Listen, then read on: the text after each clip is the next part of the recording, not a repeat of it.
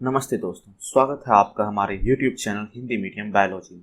यहाँ हम आपको कक्षा 11वीं और 12वीं के जीव विज्ञान को पढ़ाते हैं और उसके नोट्स भी आपको हिंदी में प्रोवाइड करते हैं। अगर आपको कक्षा 11वीं और 12वीं को हिंदी में पढ़ना है और उसके नोट्स आपको हिंदी में लेने हैं तो आप हमारे इस चैनल को सब्सक्राइब करें और बेल आइकन को दबा दें, जिससे कि हम जब भी वीडियो अपलोड करें आपको सबसे पहले नोटिफिकेशन मिल जाए। तो चलिए हम अपनी आज की कक्षा को स्टार्ट करते हैं। ठीक है, अभी जो है हम कक्षा 11वीं के अध्याय 2 को पढ़ रहे हैं। ठीक है, अध्याय 2 में जो है हम जीव जगत का वर्गीकरण पढ़ रहे हैं और जीव जगत के वर्गीकरण में आज हम भाग 7 को पढ़ेंगे। इससे पहले मैंने भाग 6 तक आपको पढ़ा दिया है, आप पहले उनको अच्छे से पढ़ ले, फिर आपको ये भाग 7 अच्छे से समझ में आएगा। ठीक है, तो भाग 6 तक हमने पढ़ा प्रोटिस्टा जगत को। ठीक है, अभी हम क्या पढ़ रहे हैं, तो व्हिटेकर के द्वारा दिया गया 5 किंगडम, जो 5 जगत था उसके बारे में पढ़ रहे हैं। ठीक है, हमने प्रोटिस्टा जगत पढ़ लिया। अभी हम लोग कौन सा जगत पढ़ेंगे, कवक जगत पढ़ेंगे। ठीक है, तो देखिए अब कवक जगत को देखते हैं।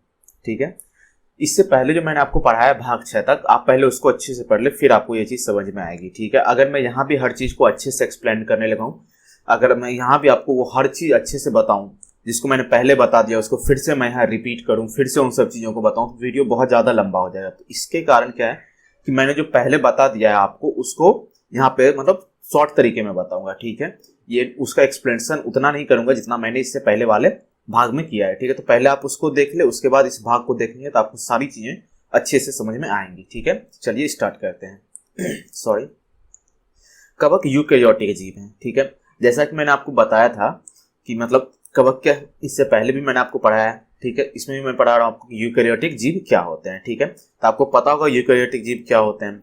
तो चलिए, मैं समझ रहा हूँ कि आपको पता होगा, क्योंकि मैंने आपको इतनी बार बताया कि यूकेरियोटिक जीव क्या होते हैं। अगर नहीं पता है तो आप इससे पहले जाइए और उसको पढ़िए सारे अध्यायों को। ठीक है, तो आपको ये चीज अच्छे से समझ में आएंगी। तो कवक क्या है, कवक यूकेरियोटिक जीव है जिन्हें सूक्ष्म जीवी जैसे कुकुरमुत्ता, ठीक है, कुकुरमुत्ता आप लोग देखे होंगे अपने आसपास, जिसको टोड स्टूल भी कहते हैं इंग्लिश में। ठीक है, तो गोबर पे हो जाता है ना, उसको कुकुरमुत्ता कहते हैं। और छत्रक, मशरूम, ठीक है, ये सब शामिल है। ठीक है, मशरूम भी देखेंगे, मशरूम आप लोग खाए भी होंगे। ठीक है, लकड़ी वगैरह देखते होंगे, कभी कभी छाता जैसा निकल जाता है, जिसको छत्रक कहते हैं। गोबर पे भी कभी कभी छाता जैसा निकल जाता है। ठीक है, तो उसको क्या कहते हैं हम लोग, मशरूम कहते हैं। ठीक है, तो कवक क्या है, कवक यूकेरियोटिक जीव हैं। ठीक है, जिन्हें सूक्ष्मधारी जैसे कुकुरमुत्ता, टोड और छत्रक, मशरूम शामिल हैं। ठीक है, इन जीवों को कवक जगत के अंतर्गत वर्गीकृत किया गया है। ठीक है, इन जीवों को कहाँ वर्गीकृत किया गया है, कवक जगत के अंदर वर्गीकृत किया गया है। ठीक है, कवक जगत में पाए जाने वाले जीवों में एक कोशिका भित्ति होती है। ठीक है, कवक जगत में जितने भी जीव होंगे, देखिए, और ये सर्वव्यापी होते हैं। ठीक है, कवक जगत के अंदर जितने भी जीव होंगे, ठीक है, जितने भी फंगी होंगे, जितने भी कवक होंगे, चाहे वो कुकुरमुत्ता हो, मशरूम हो, बहुत सारे इनके प्रकार हैं, तो उन सब में क्या होगा, एक कोशिका भित्ति होगा। ठीक है, क्या होगा, कोशिका भित्ति सर्वव्यापी है, मतलब कवक जगत में जितने भी जीव पाए जाएंगे उसमें क्या होंगे, कोशिका भित्ति होंगे ही होंगे। ठीक है, तो आप इसको अच्छे से देख लो, जो भी मैंने रेड कलर से जो है हाईलाइट किया हुआ है, लाल कलर से जो हमने हाईलाइट किया हुआ है, तो उसको आप अच्छे से पढ़ना। ठीक है, तो कवक जगत में पाए जाने वाले जीवों में एक कोशिका भित्ति होती है और ये सर्वव्यापी होते हैं। ठीक है, इन्हें जीवित जीवों के बीच परपोषी के रूप में वर्गीकृत किया गया है। ठीक है, इनमें मतलब कवक जगत में जितने भी जीव होंगे वो क्या होंगे, परपोषी होंगे, मतलब वो किसी ना किसी पे अपने भोजन के लिए आश्रित होंगे, वो अपना भोजन स्वयं नहीं बना सकता है। ठीक है, जो अपना भोजन स्वयं बना सकते हैं उसको क्या कहते हैं, स्वपोषी कहते हैं। ठीक है, तो कवक जगत में कोई भी अपना भोजन स्वयं नहीं बना सकता है, वो किसी ना किसी के ऊपर अपने भोजन के लिए क्या रहेंगे, आश्रित रहेंगे। ठीक है, तो उनको क्या कहेंगे हम लोग, परपोषी कहेंगे। तो कवक जगत में जितने भी जीव होंगे वो क्या होंगे, परपोषी होंगे। ठीक है, कवक विषमपोषी जीवों का एक अनूठा साम्राज्य है। ठीक है, कवक क्या, विषमपोषी जीवों का एक अनूठा साम्राज्य है। ठीक है, कवक क्या है, तो वे आकारिक और आवास में बहुत बड़ी विविधता दिखाते हैं। मतलब कवक जो है वो आकार की, मतलब उनका आकार कैसा होगा, और आवास मतलब कहाँ, आवास मतलब क्या होगा, कहाँ वो पाए जाते हैं, मतलब वो हर जगह पाए जा सकते हैं। ठीक है, कहीं भी हवा, पानी, मिट्टी, कहीं भी पाए जा सकते हैं, पेड़ पौधे, जानवर, जंतु, किसी भी चीजों में वो पाए जा सकते हैं। ये क्या होंगे, ये विषमपोषी होंगे, मतलब कहीं भी पाए जा सकते हैं। ये क्या है, विषमपोषी का एक अनूठा साम्राज्य है। ठीक है, कवक क्या है, वो विषमपोषी का एक अनूठा साम्राज्य है। ठीक है, तो वे आकारिक और आवास में क्या होते हैं, बहुत बड़ी विविधता दिखाते हैं। मतलब आकारिक मतलब उसका शरीर का संरचना, मतलब बाहर से जो हम देखते हैं आकार, उनकी में और उनकी रहने के ठिकानों में, मतलब वो कहीं भी रह पाए जा सकते हैं। ठीक है, तो आकारिक और आवास में क्या करेंगे, वो बहुत बड़ी विविधता दिखाते हैं। ठीक है, आप जो आम या मशरूम खाते हैं और टोडस्टूल भी, सरसों के पत्ते पर दिखाई देने वाले सफेद धब्बे एक परजीवी कवक के कारण होते हैं, ठीक है। जो हम लोग आम मशरूम खाते हैं, यहाँ आम का मतलब मैंगो वाला आम नहीं, मतलब आम जो हम लोग कॉमन मशरूम जो होता है, जो हम लोग देखते हैं उगते हैं, तो जो हम लोग बाजार से लाके मशरूम खाते हैं, तो उसका यहाँ जिक्र हो रहा है कि जो आप आम मशरूम खाते हैं या टोडस्टूल भी, जो सरसों के पत्तों पर दिखाई वाले सफेद धब्बे जो होते हैं, ठीक है, जो सरसों के पत्ते पे कभी कभी देखते होंगे आप, सरसों के खेत जाते हैं उसके पत्ते पे सफेद सफेद धब्बे हो जाते हैं, ठीक है। तो वो धब्बे क्या होते हैं, तो वो भी एक परजीवी होते हैं, और वो परजीवी क्या होते हैं, वो कवक होते हैं, ठीक है। वो क्या होते हैं, कवक होते हैं, ठीक है। अब देखिए आगे कुछ एक कोशिकीय कवक उदाहरण, ठीक है। कुछ एक कोशिकीय कवक होते हैं जैसे कि खमीर, ठीक है। खमीर क्या एक कोशिकीय कवक है, ठीक है। इनका कुछ ही एक कोशिकीय होंगे, ठीक है। तो कुछ एक कोशिकीय कवक जो है उदाहरण खमीर का उपयोग ब्रेड और बियर बनाने के लिए किया जाता है, ठीक है। खमीर जो होता है जिसको हम लोग इंग्लिश में ईस्ट कहते हैं, उसका प्रयोग क्या करता है, तो हम लोग ब्रेड बनाने में करते हैं और बियर को बनाने में भी करते हैं, ठीक है। तो खमीर का प्रयोग क्या किस चीज में करते हैं, तो बियर बनाने में करते हैं और ब्रेड बनाने में करते हैं। हम लोग जो ब्रेड खाते हैं तो आप देखते होंगे ब्रेड पूरा सॉफ्ट हो जाता है, ठीक है। वो किसके कारण होता है, खमीर के कारण होता है। इन सब चीजों के बारे में मैं आगे आपको अच्छे से एक्सप्लेन करूंगा, ठीक है। तो खमीर का उपयोग किस चीज में हम लोग करते हैं, ब्रेड और बियर बनाने में करते हैं। अन्य कवक पौधों और जानवरों में रोग का कारण बनते हैं, ठीक है। कुछ कवक जो होते हैं पौधों और जानवरों में, पौधों और जंतुओं में क्या होता है, रोग का कारण भी होते हैं, ठीक है। जैसे गेहूं में क्या होता है, कीट रोग का कारण, मतलब गेहूं में जब कीट रोग हो जाता है जिसको कि कारण क्या होता है, पक्किनिया, ठीक है। पक्किनिया, ठीक है। पक्किनिया जो होता है, पक्किनिया एक कवक का नाम है, ठीक है। पक्किनिया के कारण क्या होता है, कीट रोग होता है। किसमें होता है कीट रोग, तो गेहूं में होता है। तो आपसे अगर ऑब्जेक्टिव प्रश्न पूछा जाए कि गेहूं में कीट रोग किसके कारण होता है, तो आप क्या बताओगे, पक्किनिया के कारण होता है, ठीक है। कवक में एक कोशिका भित्ति होती है जो काइटिन पॉलीसेक्राइड से बनी होती है, ठीक है। कवक में एक कोशिका भित्ति, जो कवक का कोशिका भित्ति होता है, मैंने बताया ना कोशिका भित्ति क्या होगी, सर्वव्यापी होगी, ठीक है। मतलब जितने भी कवक होंगे, ठीक है, सब में क्या होगा, कोशिका भित्ति पाई जाएगी। और कोशिका भित्ति किसकी बनी हुई होगी, काइटिन और पॉलीसेक्राइड से बनी होती है, ठीक है। कोशिका भित्ति में प्रोटोप्लास्ट होता है, ठीक है। प्रोटोप्लास्ट होता है कोशिका भित्ति में, जो कोशिका झिल्ली, कोशिका द्रव्य, कोशिका अंग और नाभिक जैसे अन्य कोशिका भागों में विभेदित होता है, ठीक है। जैसा कि मैंने आपको बताया कि ये यूकैरियोटिक जीव है, ठीक है। यूकैरियोटिक जीव है, और प्रोकैरियोटिक जीव के बारे में मैंने आपको पहले बताया था कि प्रोकैरियोटिक जीव और यूकैरियोटिक जीव क्या होते हैं, ठीक। तो आप कॉमन सा समझ सकते हो, अगर ये यूकैरियोटिक जीव है, इनके अंदर कोशिका झिल्ली, कोशिका द्रव्य, कोशिका अंग और नाभिक जैसे अन्य चीज उपस्थित होंगे, ठीक है। और केंद्र सघन स्पष्ट क्रोमेटिन धागों वाला होता है। इसमें क्या होता है, केंद्र जो होता है सघन स्पष्ट क्रोमेटिन धागों वाला होता है। नाभिक एक परमाणु झिल्ली से घिरा हुआ होगा, ठीक है। जैसा कि मैंने आपको बताया था यूकैरियोटिक जीव जो होता है उसका नाभिक क्या होगा, परमाणु झिल्ली से घिरा हुआ होगा, ठीक है। इनके अंदर कोशिकांग होंगे। उसी तरह से प्रोकैरियोटिक जीव में क्या होगा, नाभिका झिल्ली किसी भी परमाणु झिल्ली से घिरा हुआ नहीं होगा। नाभिक क्या होगा, किसी भी परमाणु झिल्ली से घिरा हुआ नहीं होगा, उसमें कोशिकांग अनुपस्थित होंगे। तो ये सब जो है प्रोकैरियोटिक और यूकैरियोटिक के जो डिफरेंसेस है, आप उसको अच्छे से समझ लीजिएगा, ठीक है। मैंने बेसिक ऑफ बायोलॉजी में भी इन सब चीजों को बताया हुआ है, तो मैं आपको लिंक दे दूंगा, आप उसको अच्छे से समझ लीजिएगा, ठीक है। क्योंकि मैं अगर उन सबको यहाँ पूरा उनका एक्सप्लेनेशन देने लगूँ तो वीडियो बहुत लंबा हो जाएगा, तो इससे बेहतर है कि आप वहां पे देख लो, आपको वहां इससे ज्यादा चीजें मिल जाएंगी समझने को। आपको पहले बेसिक ऑफ बायोलॉजी पता होना, उसके बाद जो मैं आपको यहाँ बताऊंगा कि यूकैरियोटिक क्या है, प्रोकैरियोटिक क्या है, इन सब चीजों के बारे में जैसे ही मैं आपको बताऊंगा वैसे ही आपको समझ में आ जाएगा कि यूकैरियोटिक क्या है और प्रोकैरियोटिक क्या है, ठीक है। तो अब देखिए आगे, ठीक है। कुछ एंटीबायोटिक्स एम्पल पेनिसिलियम के स्रोत हैं, ठीक है। कुछ फंगी जो होते हैं, कुछ कवक जो होते हैं, ठीक है, कुछ कवक क्या एंटीबायोटिक्स के स्रोत है, मतलब कुछ कवक से जो हम एंटीबायोटिक भी बनाते हैं, ठीक है। एंटीबायोटिक जो वो किसी ना किसी जीव से ही मिलेंगे, ठीक है। तो एंटीबायोटिक बनाते हैं क्या बनाते, जैसे पहले पेनिसिलियम के स्रोत है, एंटीबायोटिक एम्पल पेनिसिलियम के स्रोत हैं। जैसे देखिए दुनिया का सबसे पहला एंटीबायोटिक क्या था, पेनिसिलियम ही था, ठीक है। अगर आपसे कोई पूछे दुनिया का सबसे पहला एंटीबायोटिक कौन था, वो पेनिसिलियम था। और पेनिसिलियम का खोज किसने किया था, अलेक्जेंडर फ्लेमिंग ने किया था, ठीक है। इसको आपने क्लास 10th में पढ़ा होगा, ठीक है, कि अलेक्जेंडर फ्लेमिंग ने कैसे पेनिसिलियम का खोज किया था, ठीक है। कब किया था इसका खोज, 1929 में किया था, ठीक है। कब किया था पेनिसिलियम का खोज, उन्होंने 1929 में किया था। और क्या हुआ था ये, मतलब ये किसी बस ऐसे ही वो कुछ और एक्सपेरिमेंट कर रहे थे, लेकिन उनको क्या मिल गया था, पेनिसिलियम एंटीबायोटिक मिल गया था, ठीक है। और कुछ खाद्य कवक जैसे अग्रिकस होते हैं, ठीक है। जैसे कुछ खाद्य कवक जिसको हम खाते हैं, उनका एक जो एग्जाम्पल है, एक जो उदाहरण है, वो क्या है, अग्रिकस है, ठीक है। तो आप इन लाइनों को देखिए, जिसको भी मैंने लाल घेरे में डिनोट किया हुआ है, ठीक है। आज मैं वो हाईलाइट नहीं करूंगा, बस लाल घेरे में जिसको मैंने डिनोट कर दिया है, आप उसको अच्छे से पढ़ लोगे, ठीक है, अच्छे से समझ लोगे तो आपको बहुत चीजें समझ में आ जाएगी। जितने को भी मैंने लाल घेरे में लाल अक्षर से हाईलाइट किया है, लाल अक्षर से हाईलाइट किया है, उसको जो है आप अपने कॉपी में या तो अंडरलाइन कर लेना, ठीक है, या उसको किसी चीज से हाईलाइटर से हाईलाइट कर देना, ठीक है। तो जैसे देखिए कुछ एंटीबायोटिक्स या पेनिसिलियम के स्रोत हैं, ठीक है। जैसा कि मैंने बताया पेनिसिलियम क्या है, दुनिया का पहला एंटीबायोटिक है, ठीक है। तो आप इसको याद रखोगे, आपको क्वेश्चन पूछे जा सकते हैं एग्जाम वगैरह में, ठीक है। कुछ खाद्य कवक हैं जैसे अग्रिकस होते हैं, अग्रिकस को क्या कहते हैं, हम खा सकते हैं। सभी कवक को हम नहीं खा सकते, कुछ कवक हमारे लिए नुकसानदेह भी है, तो कुछ ही कवक को खा सकते हैं, और जो कवक खा सकते हैं उसमें से एक क्या है, अग्रिकस है, ठीक है। कवक महानगरीय होते हैं, महानगरीय मतलब क्या हो गया, कवक एक जगह जो बहुत सारे कवक हो सकते हैं। जैसे देखते होंगे आप लोग लकड़ी पे कभी कहीं देखते होंगे कई लकड़ी रखा हुआ रहता है, या कहीं बहुत दिनों से गोबर रखे हुए रहते हैं, ठीक है। तो गोबर में क्या होता है, कभी कभी आप देखते होंगे छत्ता जैसा निकलता है, तो वो क्या होता है, मशरूम होता है। कभी कुछ दिन एक छाता देखोगे आप, कुछ दिन के बाद उसका बहुत सारे छत्रक हो जाते हैं, ठीक है, बहुत सारे क्या होते हैं, मशरूम हो जाते हैं, तो वो क्या है, कवक है, ठीक है। तो कवक क्या है, महानगरीय हो सकते हैं, मतलब एक जगह जो बहुत सारे कवक हो सकते हैं। और ये हवा, पानी, मिट्टी, जानवरों और पौधों पर भी होता है, मतलब ये कहीं भी हो सकते हैं, ठीक है। हवा, पानी, मिट्टी, जंतु, पौधे, किसी भी चीज पे ये हो सकते हैं। ये क्या है, ये क्या है, तो ये विषमपोषी मतलब कहीं भी हो सकते हैं, ठीक है।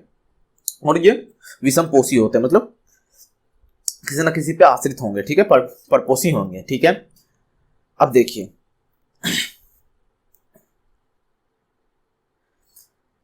बैक्टीरिया या फंगल इन्फेक्शन के कारण खाना खराब होने से बचाने के लिए हम खाना, देखिए जैसा ऊपर है, ये गर्म और आर्द्र या नम स्थान में उगना पसंद करते हैं, मतलब कवक जो है वो या तो गर्म स्थान में उगना पसंद करेंगे, ठीक है, या आर्द्र या नम स्थान जहां इनको नमी मिलेगी वहां उगना पसंद करते हैं, ठीक है।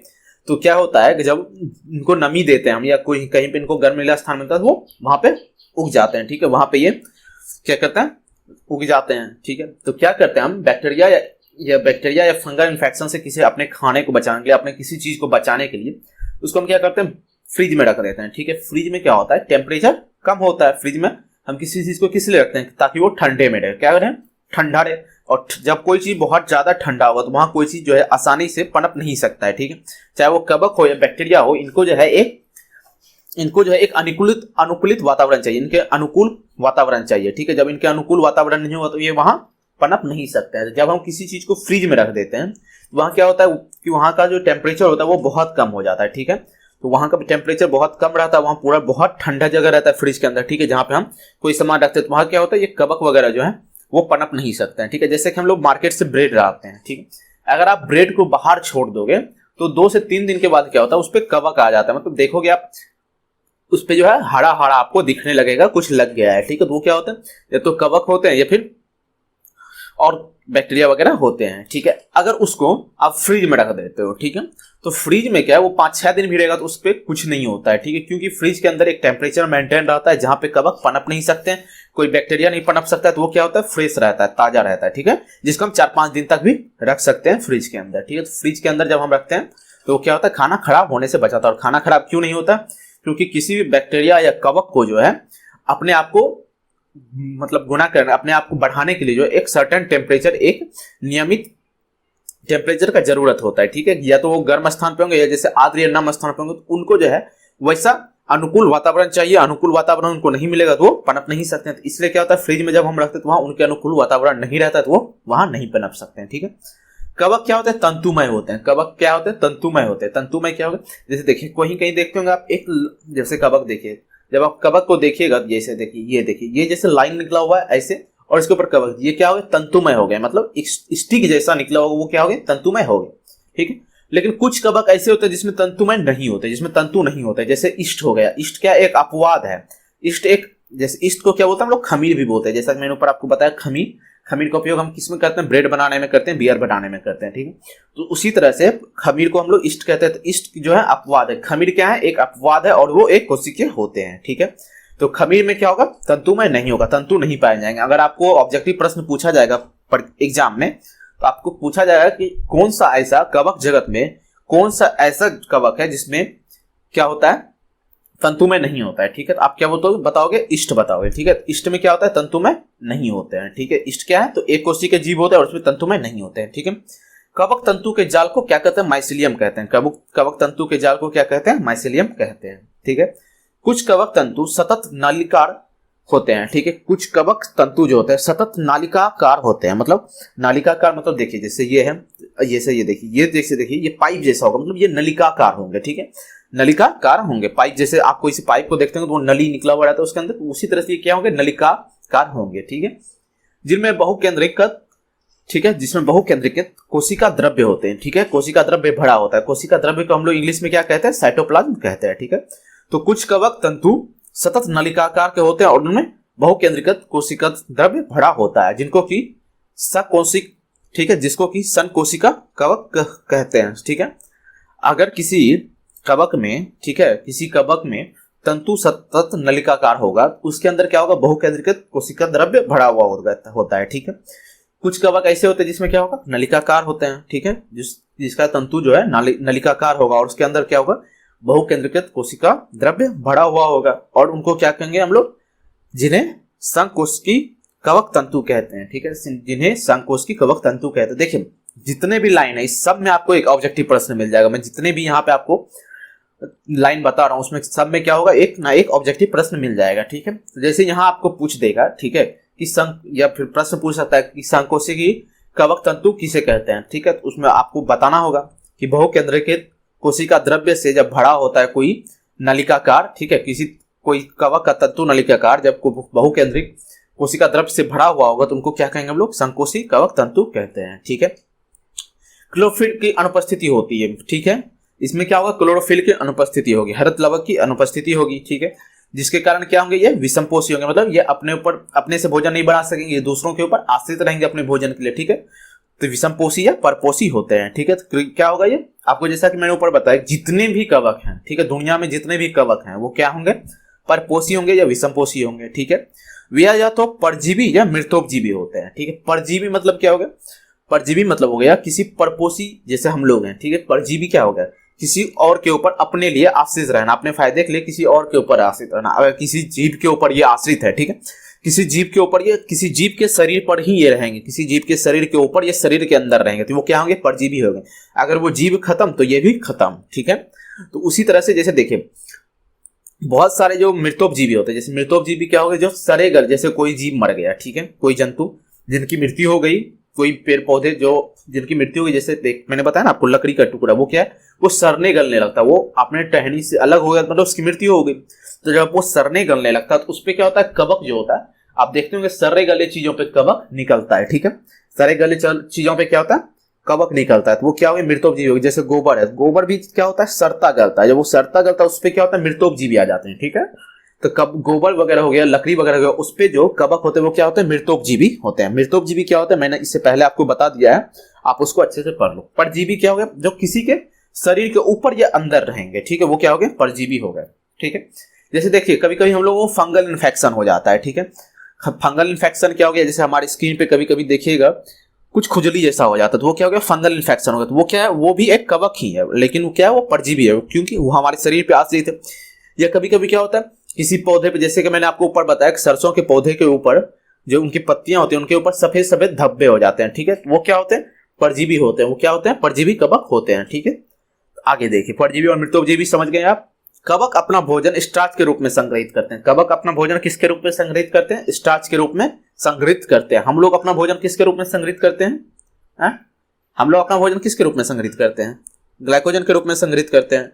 प्लांट अपना भोजन किसके रूप में संग्रहित करते हैं, स्टार्च के रूप में संग्रहित करते हैं। उसी तरह से इससे पहले मैंने आपको बताया था, ठीक है, इससे पहले मैंने आपको बताया था प्रोटोजोआ किस तरीके से अपना भोजन करता है, ठीक है, अपना भोजन किस रूप में संग्रहित करता है, ठीक है।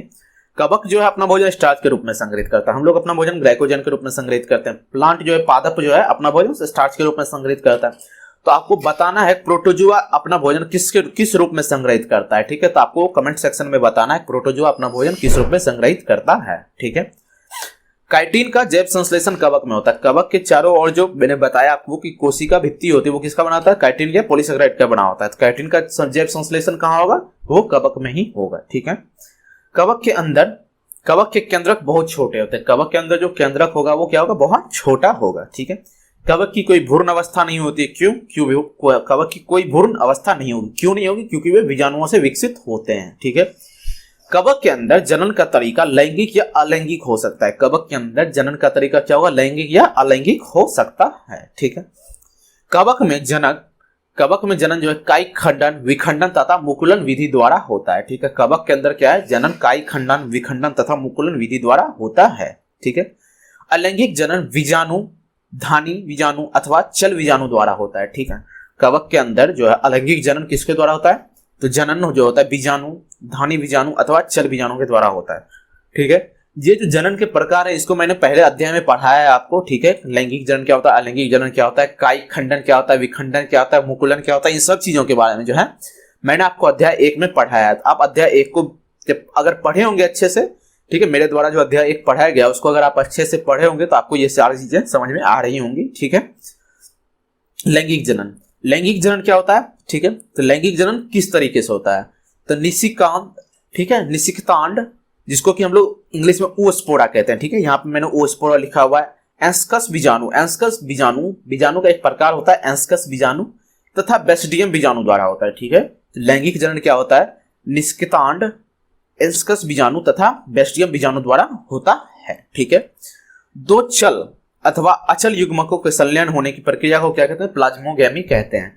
दो चल अथवा अचल, ठीक है, युग्मक होंगे, मतलब एक नर युग्मक, मादा युग्मक कोई भी है और वो चल सकते हैं, मतलब एक जगह से दूसरे जगह चल सकते हैं या नहीं चल सकते, एक जगह स्थिर नहीं रह सकते, कुछ भी हो। ठीक है, दो चल अथवा अचल युग्मक हो, ठीक है, कि संलयन होने की प्रक्रिया, जब वो संलयन होते हैं, जब वो एक दूसरे से संलयन करते हैं युग्मक, ठीक है, नर युग्मक और मादा युग्मक जब एक दूसरे से संलयन होते हैं तो संलयन की प्रक्रिया को क्या कहते हैं हम लोग, प्लाज्मोगैमी कहते हैं। ठीक है, जब एक कोशिका में दो केंद्रक बनते हैं तो ऐसी परिस्थिति को केंद्रक युग्मक कहते हैं। जब एक ही कोशिका में दो केंद्रक बनेंगे, ठीक है, तो उसको क्या कहेंगे, केंद्रक युग्मक कहते हैं। इन सब चीजों के बारे में मैं आपको आगे डिटेल में पढ़ाऊंगा। ठीक है, तथा इस अवस्था को कवक के द्विकेंद्रक प्रवास्था कहते हैं, और इस अवस्था को क्या कहते हैं, कवक के द्विकेंद्रक प्रवास्था कहते हैं। ठीक है, चलिए आज हम अपना टॉपिक जो है यहीं तक रहने देते हैं। इसके आगे जो है हम कवक के बारे में और विस्तार में पढ़ेंगे। ठीक है, इसके बाद जो है हम पढ़ेंगे फाइकोमाइसिटीज पढ़ेंगे। ठीक है, कवक के जितने भी प्रकार हैं उन सब चीजों के बारे में पढ़ेंगे। एस्कोमाइसिटीज पढ़ेंगे। ठीक है, इन सब चीजों के बारे में पढ़ेंगे। ठीक है, तो आज हम यहीं रहने देते हैं। कल हम क्या पढ़ेंगे, फाइकोमाइसिटीज पढ़ेंगे, एस्कोमाइसिटीज पढ़ेंगे। ठीक है, बेसिडोमाइसिटीज पढ़ेंगे। ठीक है, डियोडोमाइसिटीज पढ़ेंगे। इन सब चीजों के बारे में जो है इससे आगे हम पढ़ेंगे। इस भाग में आज हम यहीं तक रहने देते हैं। वीडियो बहुत लंबा हो गया है। ठीक है, तो अगर मेरे द्वारा आपको पढ़ाया गया ये वीडियो पसंद आया, वीडियो अच्छा लगा, तो आप हमारे इस वीडियो को लाइक करें। अगर आपके मन में कोई सुझाव है या आपको कोई प्रश्न है तो आप उसको कमेंट बॉक्स में लिखें, या आप हमें इंस्टाग्राम पे डायरेक्ट मैसेज कर सकते हैं। इंस्टाग्राम का लिंक आपको डिस्क्रिप्शन बॉक्स में मिल जाएगा। ठीक है, अगर आपको वीडियो बहुत अच्छा लगा तो आप अपने दोस्तों के साथ भी शेयर करें ताकि वो भी अच्छे से पढ़ पाएं। ठीक है, तो अगर आपको मेरे द्वारा पढ़ाया गया आज की कक्षा पसंद आई तो आप हमारे चैनल को सब्सक्राइब करें, बेल आइकन को दबाएं और अपने दोस्तों के साथ इस वीडियो को शेयर करें। ठीक है, मिलते हैं फिर अगले अध्याय में, अगले भाग में। ठीक है, कल जो है हम भाग 8 पढ़ेंगे। ठीक है, मिलते हैं फिर कल, तब तक के लिए बाय।